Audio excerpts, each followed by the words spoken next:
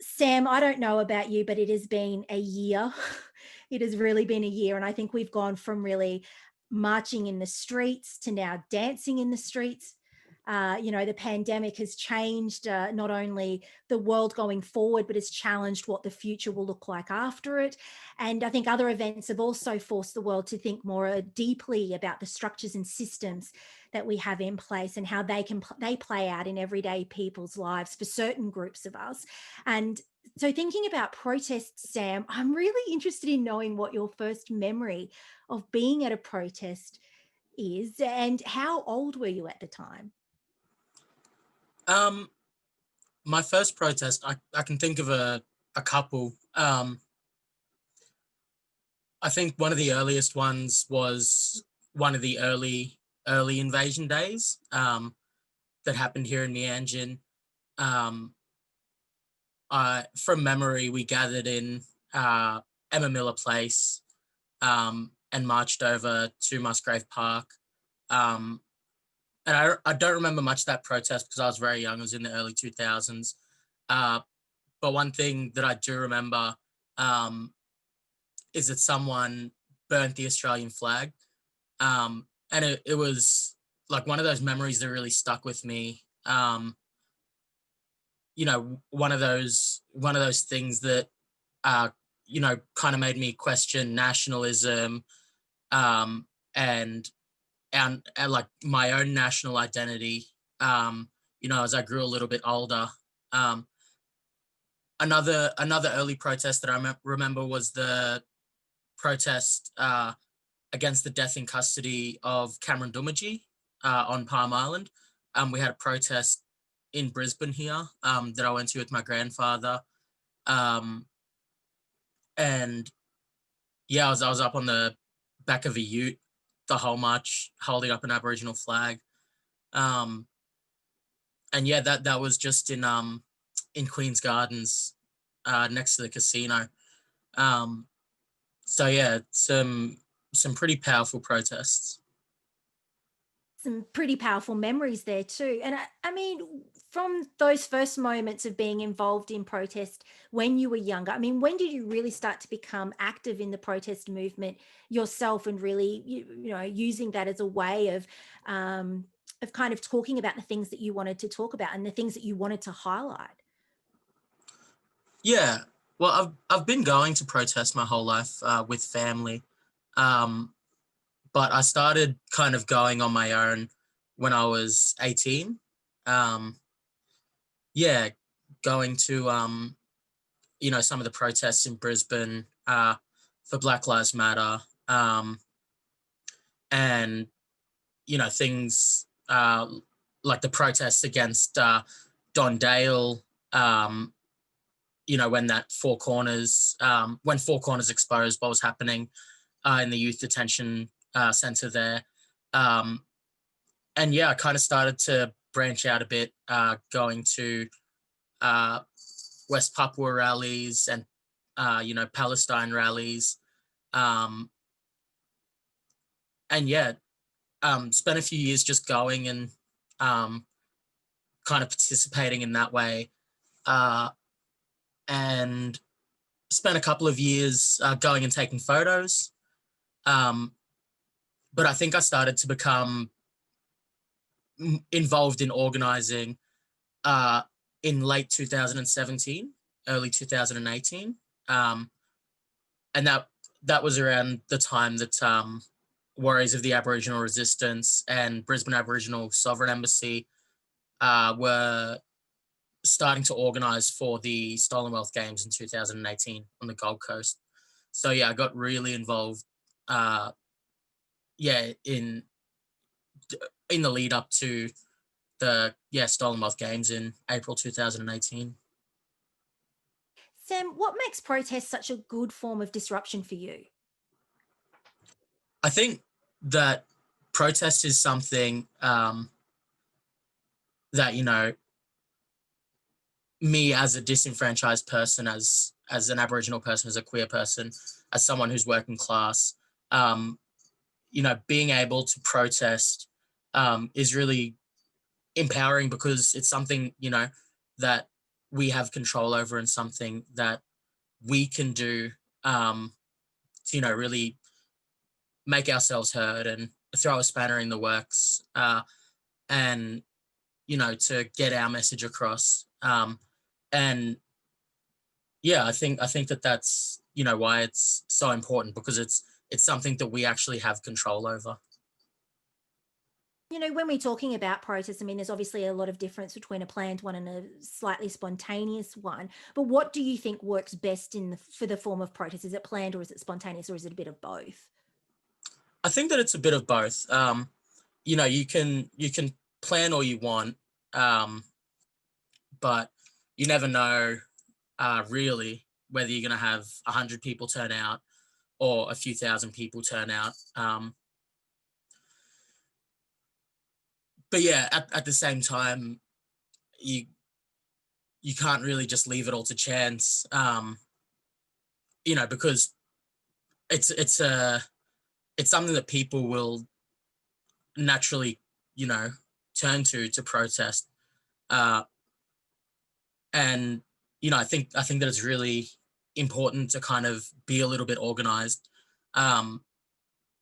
One protest that I kind of remember, which was a little bit spontaneous, that I attended, was a school strike for climate.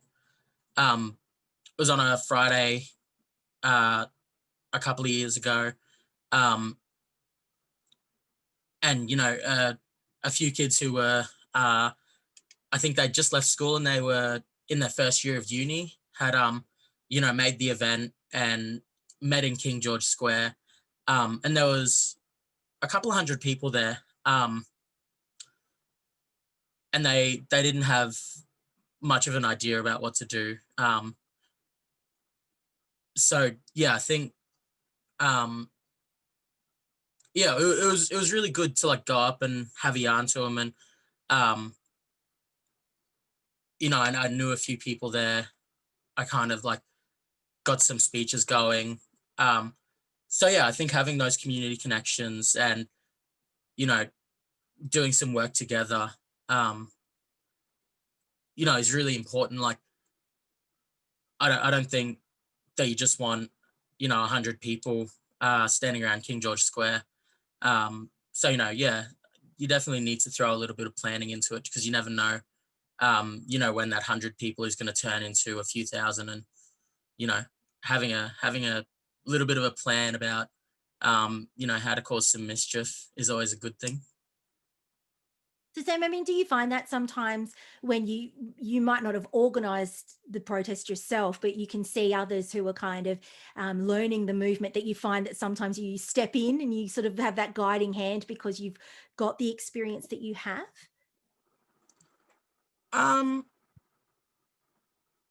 It happens occasionally. It's yeah. I'm not really sure. It doesn't happen too often. It doesn't happen often enough that I can really say. That you find yourself in that position. Sam, I'm really interested because you have a philosophy around protest. And what is your philosophy when it comes to protesting? And why is it essential? Why is that essential into how you use that form for you? Yeah. Well, I'm a Marxist. So, I think for the working class, the people who don't really hold any power as individuals in the society, and, who are exploited and oppressed in different ways, protest is so important, because it's really the only thing that you can do to make meaningful change. You know, no matter really, what political party is in power, whether it's the Liberals or Labor, or even the Greens for that matter, those parties still serve, the system of capitalism. Their parties and their politicians who still uphold a system that is fundamentally flawed and, operates on the basis of exploitation and engages in oppression to really boost that exploitation. So I think that having something like a protest that isn't owned by any political party, isn't owned by any corporation or CEO, is something that you have complete control over, that you can go out on the street and cause as much disruption as you want, hold up commerce, hold up, the everyday running of things of business as usual. That's really powerful. And as the working class, like our power, like I said before, we don't have an individual power. We don't own property. We don't, own the means to make wealth. Our labor is how we make our wealth. Our power is as a collective, as a class. So having a protest and all coming together and learning that power, is really important. Just talking, when you were coming up with that philosophy of protest for yourself, I mean, what are some of those other things that shaped you?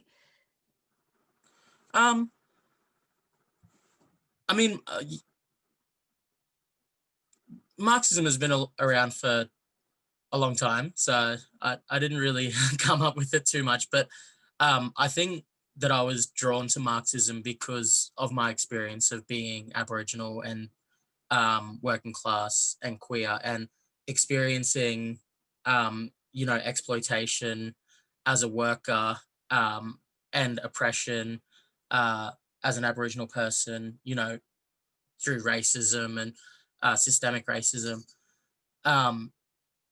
And for me, Marxism kind of explained the system the best in my eyes,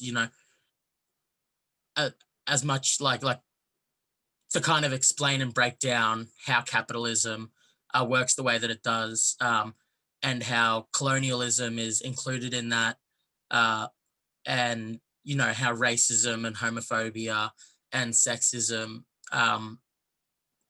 all kind of stem from a system that's based on the exploitation of workers, that is, based on capitalists keeping some of the worth of a worker's labor, to, make profits and to make their wealth. I think that, Marxism just kind of explained the system the best, and that's why I was drawn to it. It clearly spoke to you in some way, because it's, and I know that you read quite a lot too. I mean, you're very well read, as well as the work that you also do. But obviously, when it comes to protest, demands are part of protest. What is it that you're protesting about, but also what is it that you're asking in terms of, is it change, is it something else? So why is it important to think about demands that you want to make while protesting, and what those demands mean, and also what those demands are? Yeah, I think that demands are really important. Even just to kind of know what you're fighting for. And I think having some sort of political analysis is kind of important, in making your demands. And, like I really think that any demand that you make, should be one that's just enormous. Like, ask what you're actually fighting for. Like, if you're protesting a death in custody, you're demanding justice. Like, I'm not a fan of making a demand that,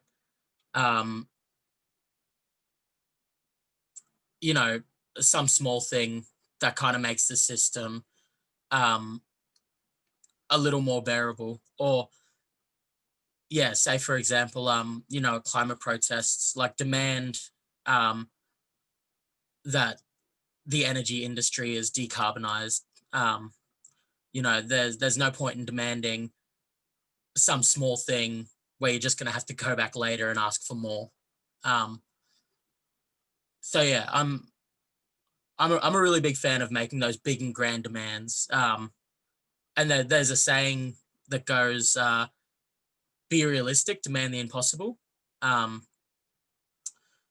yeah, but I also think even with smaller demands that are kind of reforms, um, you can have those smaller demands, and still make it kind of clear that even if that demand is achieved, it's not the end of the fight, and you still got to keep fighting and demanding more.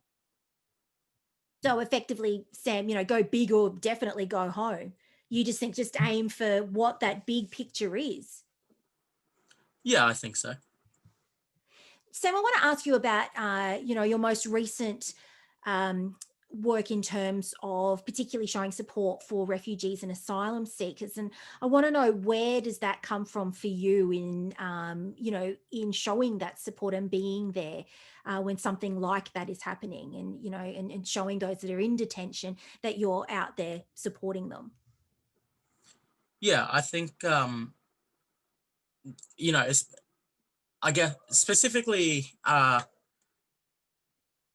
with the recent work that I've been doing around the detention center at Kangaroo Point. Um, yeah, the men who are detained there, the refugees, went out onto their balconies and started protesting with signs every day. So yeah, when we saw that, we started going out to protest in solidarity. And it's important because these people have done nothing and have been locked up for over 7 years now. Um, and in this society, the most ill-treated person sets the bar for everyone else. If the government can get away with doing it to refugees, then they can get away with doing it to anyone.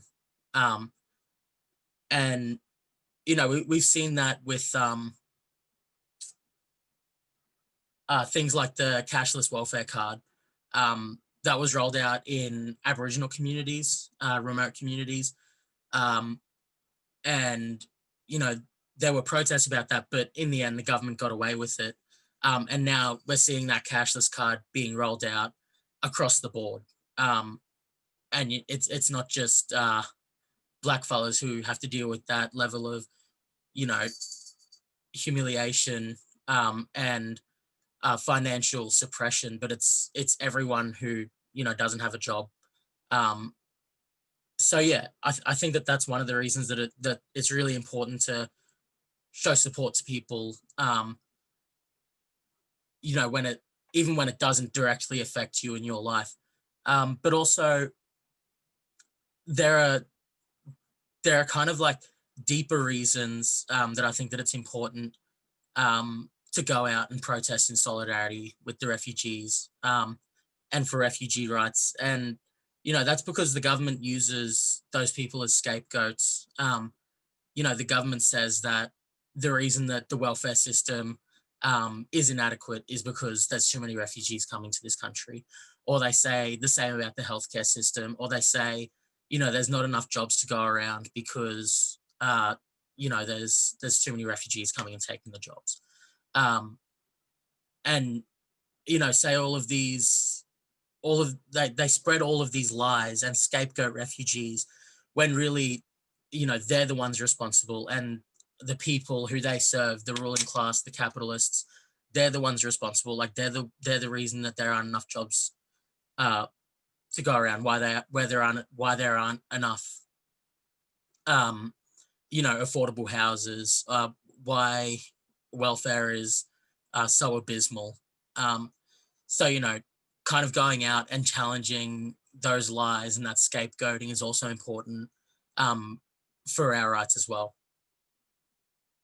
So, Sam, on that, would you say that when it comes to protests, that, if you're taking into account all of those things that you've just mentioned, those other things that are playing out in our wider community, that there are a lot of other things here that could be protested. And do we need to, does society need to get out more and protest about some of those things that you've just mentioned? Yeah, absolutely. Like I've been saying, protest is the only thing that we really have to make change. And there are so many things that are so wrong um, about the society that we're living in, that can be protested about. Uh, like one thing that I think of is, the bushfires that happened late last year and early this year, and how devastating that was, and how it's something that's been brought on by climate change. The temperature rises, and um, all of that fuel for the fire just gets drier, and the country just gets hotter. Um, and those bushfires rip through and just devastate ordinary people. Um, and then Scott Morrison can go out and force people to shake his hand, and not really do anything for those people. The person that he forced to shake his hand, who had just lost her home and was pregnant, was still living in a tent in June this year, with her infant child. And there's going to be bushfires that devastate the continent again, and Scott Morrison hasn't announced any disaster relief, hasn't um, announced putting any more firefighters on, hasn't put out any plans for fire management. So that's just one thing to be angry about, but there are so many. And even in Queensland, where Scott Morrison, the LNP, Scott Morrison's party, isn't in power in state government, there's still as much reason to protest. The ALP were advertising that they wanted to declare a climate emergency if they were elected just before the elections. And at the same time, were advertising in rural areas that they wanted to build 18 new coal mines. There's so many things to be angry about. I could just go on and on, but I definitely think that there's so much reason to be angry. And really the most powerful thing that we can do about it is get out on the street and, fight. Well, just on that, Sam, I mean, what do you think is the best way to make change? I mean, you've just talked about government. Is it through the vote, or is it through, as you're saying, taking it to the streets? Yeah, well, I definitely don't think that voting is adequate. I'm not saying that people should not go and vote, but I don't think that choosing out of a handful of people once every 4 years is truly the most democratic way to live in a society. And I think that it doesn't give us the opportunity to hold those people accountable and recall them when they don't do what they've said that they're going to do, or doesn't give us the chance to really ask them to do what we need them to do. So I think that getting out on the street and hitting them where it hurts, hitting them with the public opinion, and damaging the profits by shutting down streets and commerce, and just draining their money by them having to put an extra few dozen police officers on every now and then, and just making it so much harder for them to continue doing what they're doing. I think the protest is definitely more powerful than casting a vote once every 4 years for usually the lesser of two evils. I guess it's also one of those things too, Sam, if you think about the history of voting, for some of us, it was fought for on the streets as well. So protest was involved in some of us getting the right to be able to vote as well. And I suppose, just to play devil's advocate a little bit here, Sam, there'd be some who are listening who would say, well, protest, can be divisive too. Not everyone agrees with the form of taking it to the streets, of going out into the streets to have your say. And some that think you should be doing that through the ballot box. But if we look at the place of, I suppose, protest in 2020, I mean, where does it sit in 2020? I think, it's one of the most important things, that makes change. They're really, like I said, there's not going to be any change, by voting for some unaccountable entity once every 4 years. I think that in 2020, the situation is so bad. The earth is burning. In the United States, black and brown people are being, killed by the police, just, so often. And the same goes in this continent, with Aboriginal and Torres Strait Islander people being killed in custody. There's people in cages and detention camps all over the world.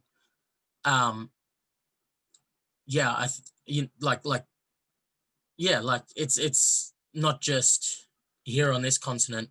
There, are around there's over 600 children in the US who crossed the US-Mexico border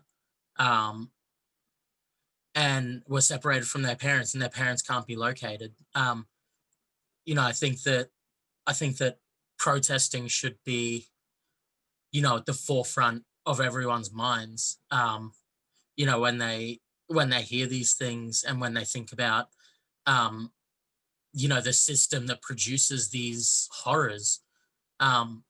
Because what else can we do? Like, do we wait? In Queen, like here, do we wait another 2 years to try and vote out Scott Morrison and possibly get Anthony Albanese?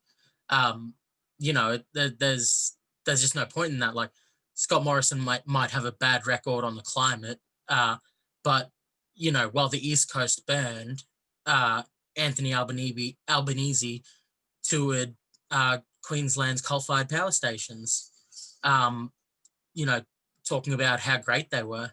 I think that protests should definitely be at the forefront of everyone's minds, and everyone should be, looking for the protests that are going to them.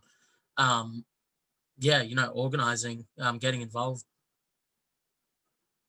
Sam, do you think, how has the narrative around protesting and those that choose to protest changed? I mean, has there been a change? Yeah, I think that, protest has shaped the world that we live in. We wouldn't have same-sex marriage. We wouldn't have abortion rights. We wouldn't have a minimum wage or an 8-hour day. We wouldn't have, the right to speak in public on a Sunday in Queensland if it wasn't for protests. I think that the protests have you know, you can trace back the reason that we have so many of the things that we do today, so many of the rights that we have, to a protest, or to a series of protests. It was protests that smashed the Aboriginal and Islander Protection Act. It was protests that led to the land rights movement was a protest, was a series of protests. And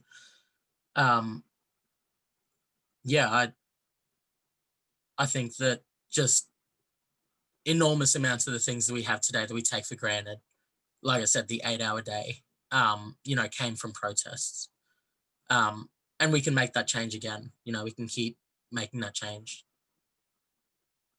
And, talking about the history of protest there, Sam, I mean, what is the part that history plays in all of this as well? I think that history is extremely important because so often history repeats itself. Like in these protests, nothing really just happens once. And I think that there's a lot that we can learn from studying history, studying the history of protests, and, learn about, what happened and what went right, what went wrong. And I think that, we can kind of gain inspiration from history. And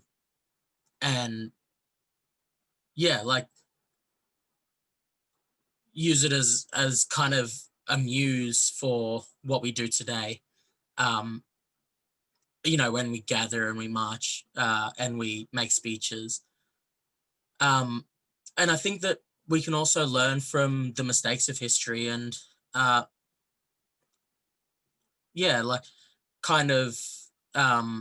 learn about the missteps of previous movements and how we can avoid those so that we can, make change in the most meaningful way possible.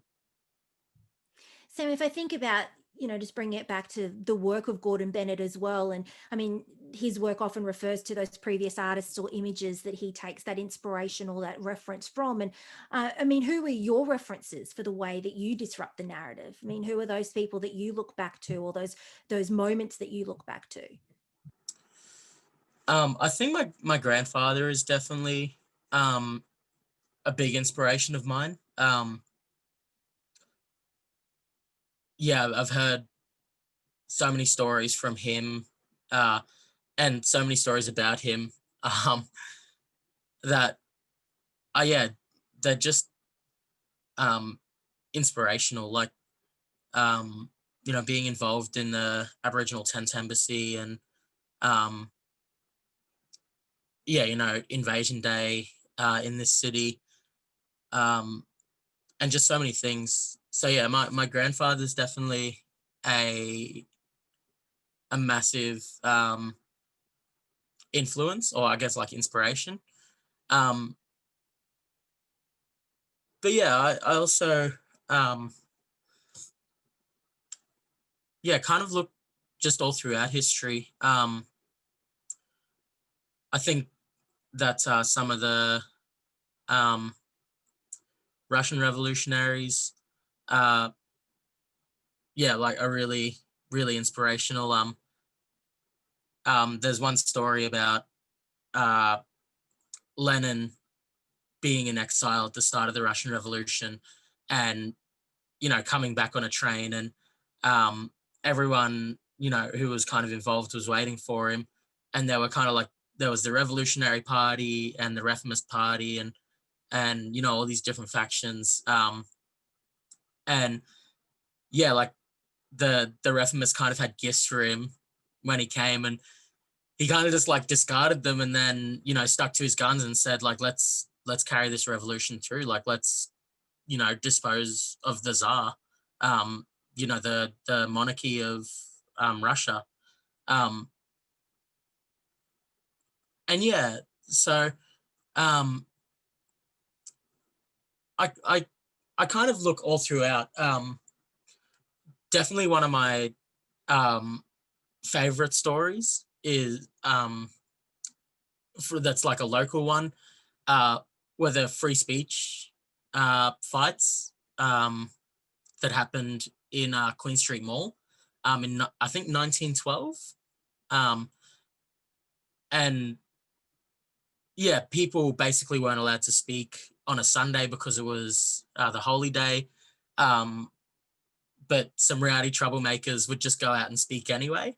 And then they'd get arrested. And when they were in court, they just turn it into, you know, kind of like another lecture. And they'd just speak again about how they should have the right to, you know, speak out on a Sunday.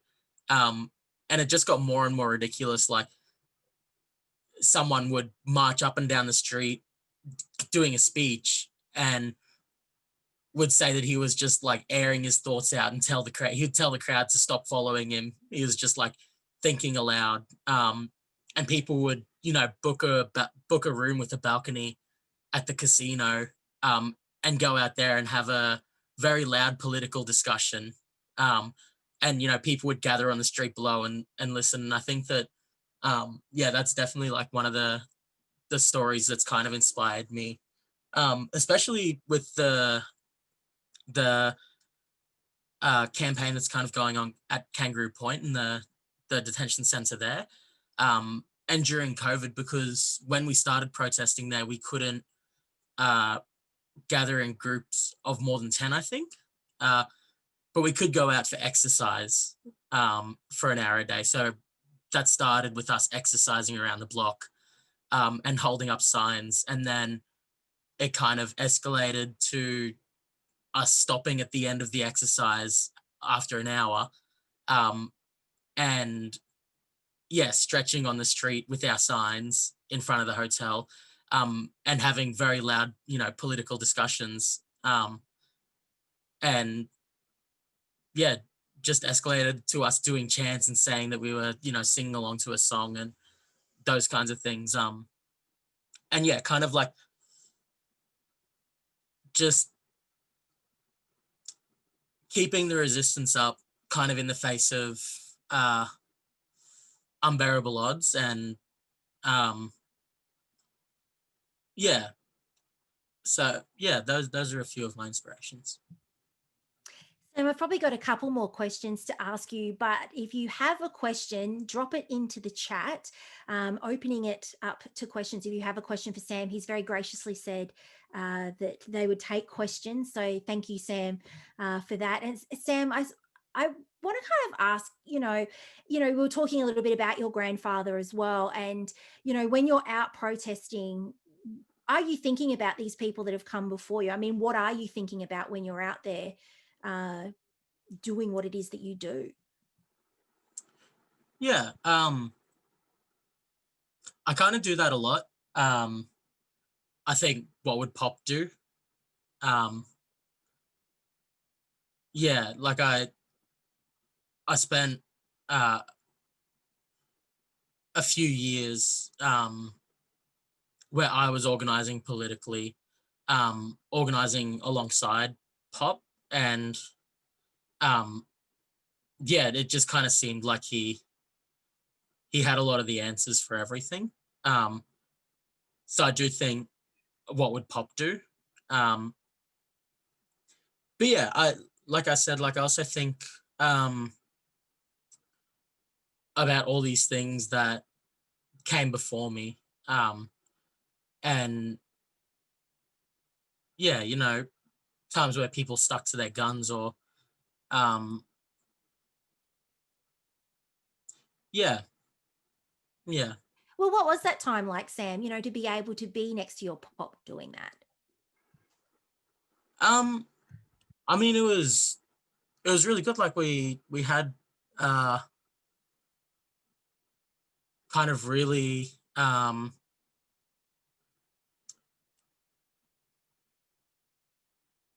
I don't know quite the word for it, but kind of intense political discussions, when we had disagreements, or you know, when we were both really fired up about something. And I think, like most of the time, we were pretty close to being on the same page, and I think that was very like reaffirming for me, because all of the things that he'd done, and to still be involved, and to still be active, and all of those things. It was really good. It was really good. Sam, my final question for you is, I'm acutely aware that I wouldn't be sitting here doing this and wouldn't have the privilege in doing this and moderating this in a space like this if someone hadn't fought for my right to be able to do that. And I'm wondering, if protest wasn't there to disrupt the system, what do you think the world would look like? I think that we would just live in a world of unbridled exploitation and oppression. Like I said, we can look back at history and kind of learn things. And I think that if you look back through history, you can see all of the unimaginable, just barbaric forms of exploitation and oppression. Like even things like slavery. Like slavery was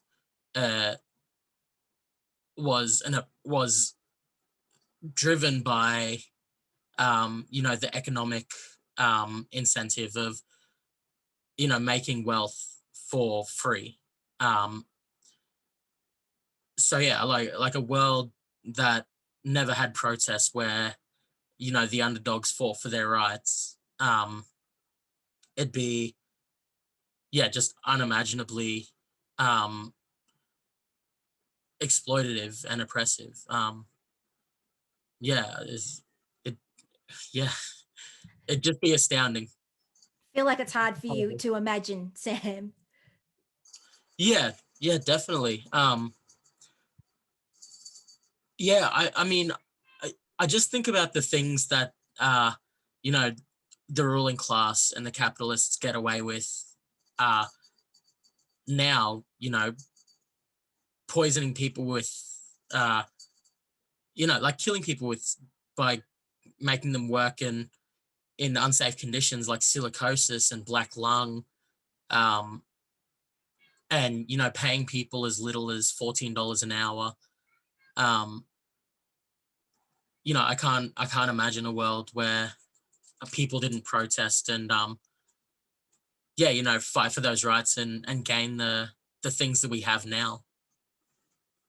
And we do have a question from Peter. Thank you, Peter. Peter asks, why aren't protests used more by the right side of politics in Australia? And if they were, would you still be as supportive of protest as a form of social action? Yeah, I think that that's an interesting question. I think that the right of politics is kind of about bolstering capitalism and nationalism, and is very much a kind of individualistic ideology, where it's kind of like dog eat dog, and step on someone to get above, and scapegoat this minority for this problem. And I think that that really kind of dismantles the need for, the collective, prioritizes the individual over the collective. And I think that that's why protests aren't used as much by the right. I do think that, there are right-wing protests, and I'm definitely not in support of, those kind of protests that, don't,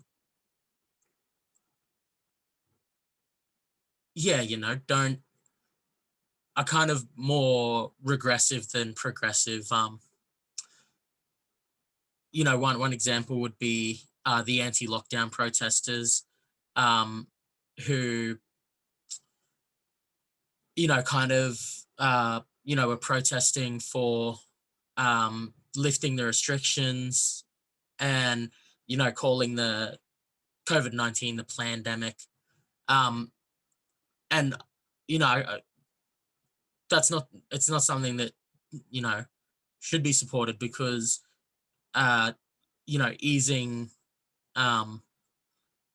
completely getting rid of all the social distancing and contact tracing and everything would be something that would be just immeasurably harmful to working class, ordinary people, of all nationalities and ethnicities and creeds. So yeah, I definitely do think that there are some protests that I don't support, and should definitely be opposed. There were also some far right protests that did happen in Australia. I don't know if you remember Reclaim Australia, and it, in those instances where people are demonstrating and doing it for white nationalism or fascism, I think that's a good time for a counter protest. And people did have counter protests against Reclaim Australia and just smashed them, and that don't exist anymore. So yeah, I think that anytime that you kind of like look at something and you think about whether it should be supported or not, right-wing protests, I think a good question to ask is, is this good for ordinary people? Like, is this going to be good for, the everyday person? Is this going to harm someone based purely on, the color of their skin, or, their sexuality, or their gender? And, if that's the case, then yeah, definitely don't support those protests. I think we've got time for one more question. Marjon asks, what do you think about organisations whose mission is to create social change through education and awareness in a more softly way as opposed to protest? Yeah, I think that education is one part of making change, but people also learn so much by being part of a protest. Like, you learn about the system that you live in. You can go to a protest and you can see during COVID, the police tried to shut down gatherings of 50 people, and give us all move on orders. And then across the road, there was a pub with 100 people in it. So I think, from that, you can learn that the police don't really protect our health and safety. They protect the interests of the ruling class. And I think that, that education, that's just one example, but there are so many things like that. And that education that you learn, you know, at a protest, is just so much more valuable than, you know, something that some, you know, organization who just wants to educate the world can, you know, it's just so much more valuable. Yeah, and I think that also, you know, power concede, like there's this saying, power concedes nothing without a demand. And basically what it means is that without any pressure, the powers that be, you know, will never make change.